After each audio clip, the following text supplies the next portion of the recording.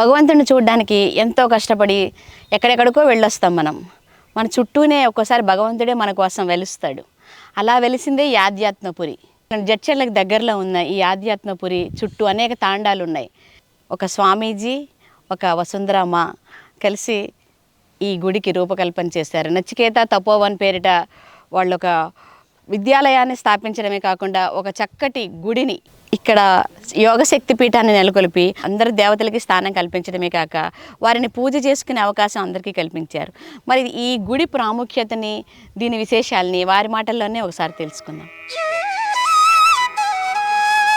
నమస్తే స్వామీజీ. ఓం నమ శివాయ. ఇంత మంచి చక్కటి గ్రీన్ పరిసరాల్లో ఒక టెంపుల్ కట్టాలి, దాన్ని అందరికీ పూజ చేసుకునేలా చెయ్యాలి అనే ఆలోచన ఎలా వచ్చింది మీకు?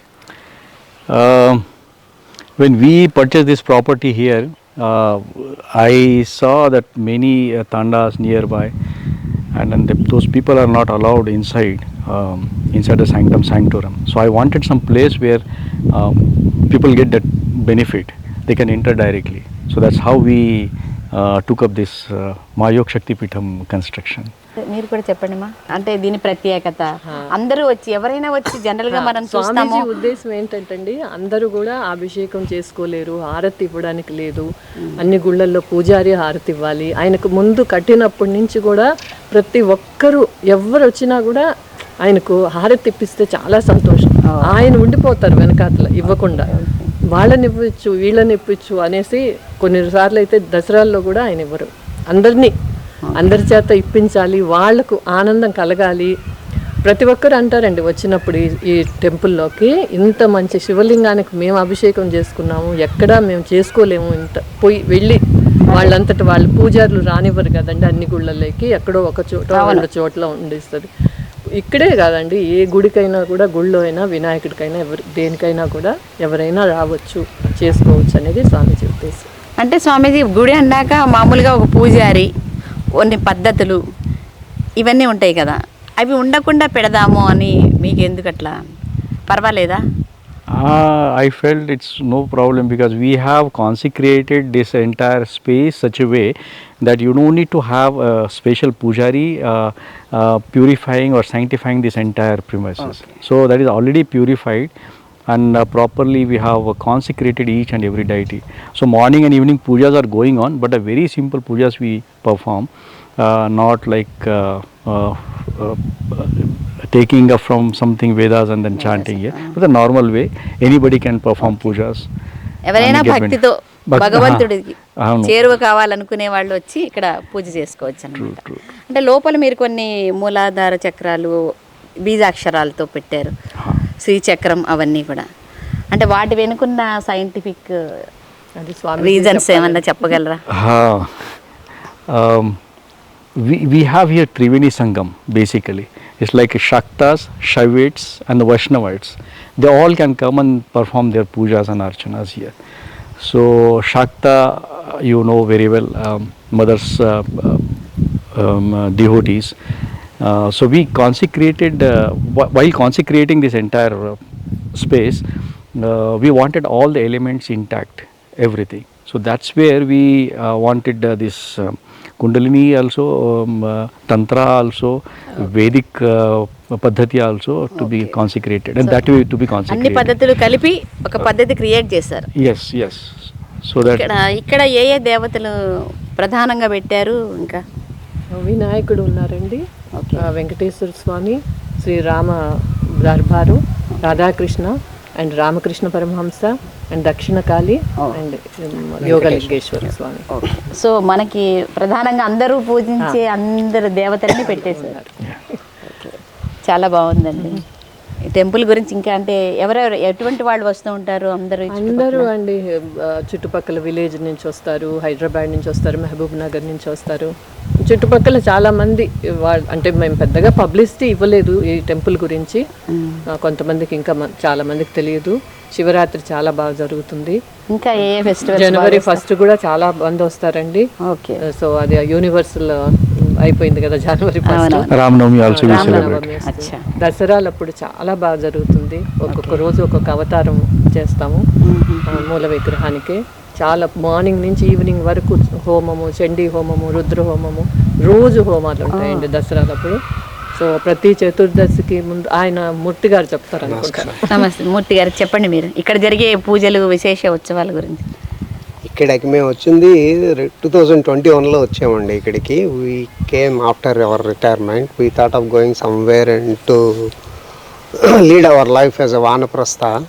Okay, fortunately we came here అనమాట. ఇక్కడ వచ్చిన తర్వాత ఈ ప్లేస్, ఈ అట్మాస్ఫియర్ అంతా చూసి ఇది ఒక వానప్రస్థ ఆశ్రమం. మనం ఇంకెక్కడికైనా వెళ్ళెక్కితే ఇంత ప్రశాంతంగా ఉండదు, క్రౌడెడ్గా ఉంటుంది. ఇది ఒక ధామం. ఇక్కడ ఒక ఇంత పెద్ద టెంపుల్, స్కూలు, పార్క్ అనే ఇదంతా ఉంది కదా, ప్రశాంతంగా ఉంటుంది అనమాట ఇక్కడ. So we thought of living here for some days. So it's almost 3 years now. 4th year is running now. So ఇక్కడ వచ్చిన తర్వాత ఈ టెంపుల్లోని నేనే స్టార్ట్ చేశాను అనమాట. నేర్చుకున్నాను నేను ఇక్కడికి వచ్చాక రుద్రం అది నేర్చుకుని I started doing some puja. So మనకి పూజలు అనేటువంటిది ఏంటంటే మనం దేవుడి దగ్గరికి చేరు అవ్వడానికి ఒక క్రమ పద్ధతిలో ఎవ్రీడే చేసుకుంటే అలా కొన్నాళ్ళకి మనం will reach to A place where we can ధ్యానంలోకి వెళ్ళి దేవుడిని మనం కనెక్ట్ అవ్వడానికి బాగుంటుంది అనమాట. సో ఈ ఆచార వ్యవహారాలన్నీ పెట్టారు అట్లాగా చేయాలి కదా. పూజలు అనేటువంటిది గుడి అని అంటే ఒక మన ఋషులు వాళ్ళు ఒక పద్ధతి క్రియేట్ చేశారు. So have to follow all that. So అయితే అవన్నీ కూడా అవసరం దేనికేనంటే మనం దేవుణ్ణి కనెక్ట్ అవ్వటం కోసం అవన్నీ అవసరాలన్నమాట. సో ఇక్కడ వచ్చిన తర్వాత నేను కూడా కొంచెం స్టార్ట్ చేశాను, నేర్చుకున్నాను. రుద్రం అభిషేకం చేస్తాను, కళ్యాణం కూడా చేస్తున్నాను. ఇప్పుడు ఇక్కడికి వచ్చాక శ్రీరామనవమికి సీతారాముల వాళ్ళ కళ్యాణము, కృష్ణాష్టమికి రుక్మిణి కళ్యాణము, తర్వాత శివరాత్రి అయిన తర్వాత మొన్నటిసారి కుంభమేళ అయింది ఇక్కడ. కుంభ అభిషేకం జరిగింది. 12 సంవత్సరాలు అయింది ఈ టెంపుల్ కాన్సక్రేట్ చేసి. పార్వతీ పరమేశ్వరుల కళ్యాణం కూడా చేశాము. సో అది నేను భాగ్యం అని అనుకుంటాను అనమాట. ఇది ఒక అదృష్టం అని నేను అనుకుంటున్నాను. సో మనం ఇక్కడ మాస శివరాత్రికి రుద్రహోమం చేస్తాము. సో ఇక్కడ ఉన్నటువంటి ఏంటంటే ఇక్కడ ఈ గుడికి వచ్చినటువంటి ప్రతి వాళ్ళు కూడా దేవుణ్ణి టచ్ చేస్తూ అదొక రకమైనటువంటి ఫీలింగ్ వస్తుంది అనమాట. ఇప్పుడు మనం వేరే ఏదో శ్రీశైలం వెళ్ళాము, వెంకటేశ్వర స్వామి టెంపుల్, తిరుపతికి వెళ్ళాము, లేదా లోకల్గా ఇక్కడ హైదరాబాద్లో ఉన్న యాన్సెంట్ టెంపుల్స్కి వెళ్ళి ఉంటాం. 400-300 years చిలుకూరు, మనల్ని we're not allowed inside.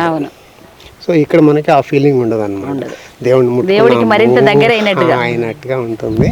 So వచ్చినటువంటి భక్తులు ఎవరైనా సరే ఇక్కడ అందరూ వాళ్ళు వెళ్ళి వాళ్ళంతా వాళ్ళ పద్ధతిలో వాళ్ళ ఇంట్లో ఎలా చేసుకుంటారో అలాగా ఆరాధించుకోవచ్చు. చాలా మంది వస్తూ ఉంటారు. నిన్న కూడా దగ్గర 15-20 people వచ్చారు. చుట్టుపక్కల తెలిసిన వాళ్ళందరూ వస్తుంటారు. కానీ ఈ గుడి గురించి ఇంకా చాలా మందికి తెలిస్తే ఇంకా ఎంతో మంది వస్తారు. మొన్న మేము ఒక ప్రోగ్రామ్ కండక్ట్ చేసాం అనమాట. మహాన్యాసపూర్వకంగా ఏకాదశ రుద్రాభిషేకము. హైదరాబాద్ నుంచి మా గురువుగారి తాలూకా శిష్యులు, మేమందరం రిటైర్ అయిన తర్వాత రుద్రం నేర్చుకుంటున్నాము. ఆ గురువుగారి దగ్గర 5200 స్టూడెంట్స్ ఉన్నారు. సో అందులో హైదరాబాద్లో ఉన్న వాళ్ళను ఒక 40 peopleని గ్యాదర్ చేశాము. అంటే they shown interest to come here and do. So 2 days వాళ్ళు ఇక్కడ ఉన్నారు. 29-30 కార్తీక మాసం అకౌంట్లోని. So we made it very divine full day. అంటే ఈ చుట్టుపక్కల నుంచి వచ్చే వాళ్ళని కూడా మీరు చూస్తూ ఉంటారు కదా, వాళ్ళ ఫీలింగ్ ఎలా ఉంటుంది? So they also feel very happy. ఎందుకంటే జనరల్ గా చాలా మందిని గుళ్ళ లోపలికి రానివ్వరు. అదే వాళ్ళు గుళ్ళల్లో ఉండేవాళ్ళు, వాళ్ళకి అన్నీ తెలుసు. వీళ్ళు గుడి దాకా లోపలికి రాకూడదు, ఇక్కడి వరకే వెళ్ళది అన్నట్టుగా బయట నిలబెట్టేస్తారు. అలా కాకుండా ఇక్కడ అందరినీ లోపలికి వెళ్ళి వాళ్ళకే వాళ్ళు పూజ చేసుకుంటూ శివలింగాన్ని ముట్టుకొని వాళ్ళు పూజ చేసుకునే అవకాశం కల్పించారు కదా. అని వాళ్ళంతా చాలా ఆనందం ఫీల్ అవుతారండి. వస్తూ ఉంటారు వాళ్ళ పుట్టినరోజు సమయంలో కానీ, పెళ్లి రోజు సమయంలో కానీ. అలా వాళ్ళ పిల్లలు కూడా కొంతమంది ఇక్కడ చదువుతూ ఉంటారు. చుట్టుపక్కల ఉన్నటువంటి 20-30 హ్యామ్లెట్స్ ఉన్నాయి, అంటే తాండాస్ ఉన్నాయి, చిన్నవి పంచాయతీలు కింద వస్తాయి అవి. అక్కడ ఉన్నటువంటి వాళ్ళ తాలూకా పిల్లలు వచ్చి మన స్కూల్లో ఇక్కడ చదువుకుంటూ ఉంటారు అనమాట. ఫ్రీగా చదువు చెప్తారు ఇక్కడ స్కూల్లోనే. సో వాళ్ళ పేరెంట్స్ వస్తారు, వాళ్ళ చుట్టాలు వాళ్ళ ఇంటికి వచ్చినప్పుడు వాళ్ళందరూ వస్తూ ఉంటారు. అంటే ఇన్ఫ్లో ఉంది. నెమ్మదిగా తెలుస్తుంది అందరికి. ఈ గుడి గురించి మరింత మందికి తెలిసి ఇంకా అందరూ చాలా మంది రావాలి. ఇది ఒక శక్తి పీఠం లాగా, ఇది పీఠం, దీనికి పేరు పెట్టింది కూడా మా యోగ శక్తి పీఠం అని పేరు పెట్టారు. సో ఇక్కడ కాళీ యంత్రం ఉంది, తర్వాత యోగా ముద్రలు ఉన్నాయి, తర్వాత యోగా స్కూల్లో పిల్లలకి యోగాసనాలు అవన్నీ కూడా నేర్పిస్తారు. So there is a procedure Swamiji implement చేశారు ఇక్కడ. సో ఆ పద్ధతిలో నడుస్తూ ఉంటుంది. ఆయన తాలూకా ఉద్దేశం ఏంటంటే ఎడ్యుకేట్, ఎన్లైటన్ అండ్ ఎంపవర్ అనేసి పిల్లలు చదువుకోవాలి. ఈ చుట్టుపక్కల ఉన్నటువంటి ప్రజలందరూ కూడా వాళ్ళ పబ్లిక్ లైఫ్కి చాలా దూరంగా ఉండేవారు. ఇప్పుడంటే మనకి అన్నీ డెవలప్ అయినాయి, కానీ if you look at 15-20 years back అంత డెవలప్మెంట్ లేదు. అందులో వచ్చి చాలా వెనకబడిన ప్రాంతంలో పెట్టారు. అందుకని వాళ్ళందరినీ కూడా ఎన్లైటన్ చేసి కొంచెం వాళ్ళందరికీ అన్నీ తెలియాలి అని చెప్పేసి. ఇప్పుడు ఇక్కడ ఎడ్యుకేషన్ మనకి చాలా తక్కువ అండి ఈ ఏరియాలో. మంచి స్కూల్స్ లేవు, ఉన్నా కూడా బాగా చదువు చెప్పరు. సో అలాంటి చోట స్కూల్ ఉంటే బాగుంటుందని స్వామి చెప్పేసి. చాలా మంచి ప్రయత్నం స్వామీజీ. ధన్యవాదాలు.